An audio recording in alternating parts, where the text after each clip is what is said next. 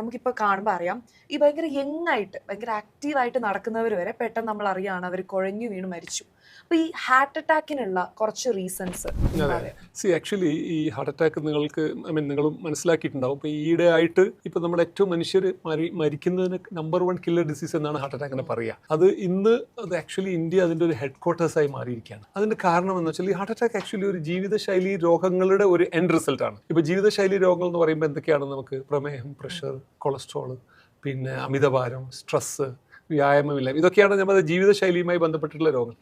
ഇപ്പോൾ ഞാൻ ഈ പറഞ്ഞ കാരണങ്ങളൊക്കെയാണ് ഈ ഹാർട്ട് അറ്റാക്കിൽ അവസാനം എത്തിച്ചേർന്നത്. ഇതിന് ഞങ്ങൾ ഹാർട്ട് അറ്റാക്കിൻ്റെ റിസ്ക് ഫാക്ടേഴ്സ് എന്നാണ് പറയാം. അതിൽ മറ്റൊരു രണ്ട് റിസ്ക് ഫാക്ടേഴ്സ് ഉള്ളത്, ഒന്ന് ഞാൻ പറയാത്ത ഒന്ന് സ്മോക്കിംഗ് ആണ്, മറ്റൊന്ന് പാരമ്പര്യമാണ്.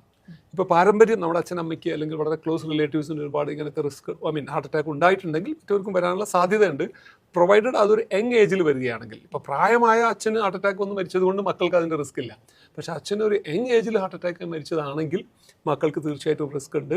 അതൊരു റിസ്ക് ഫാക്ടേഴ്സ് മാത്രമാണ്. മറ്റു റിസ്ക് ഫാക്ടേഴ്സ്, ഒന്ന് ഷുഗറാണ്, രണ്ടാമത് പ്രഷറാണ്, മൂന്നാമത് കൊളസ്ട്രോളാണ്, നാലാമത് സ്മോക്കിംഗ് ആണ്, അഞ്ചാമത് അമിതഭാരമാണ്, ആറാമത് സ്ട്രെസ്സാണ്, ഏഴാമത് വ്യായാമമില്ലായ്മ. ഇതൊക്കെയാണ് അതിൻ്റെ റിസ്ക് ഫാക്ടേഴ്സ്. ഇതൊന്നും ഇല്ലെങ്കിൽ യൂഷ്വലി ഹാർട്ട് അറ്റാക്ക് വരുന്നത് വളരെ വളരെ കുറവാണ്.